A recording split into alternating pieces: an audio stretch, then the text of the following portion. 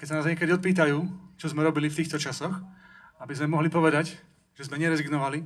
Že Ficovi drbe, vieme už dávno. Ale teraz to dostal na papieri od vyše 200 odborníkov.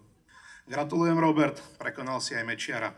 Žiadni slovenskí poslanci neboli na návšteve v americkom parlamente, v nemeckom parlamente, nemajú odtiaľ fotky, ale 3x3 návštevy boli v Rusku.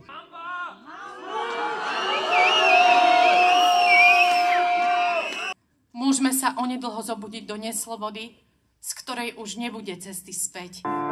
Do batôžka si nalož pre tvárku lož a faloš a potom ich hoď z mosta do vody.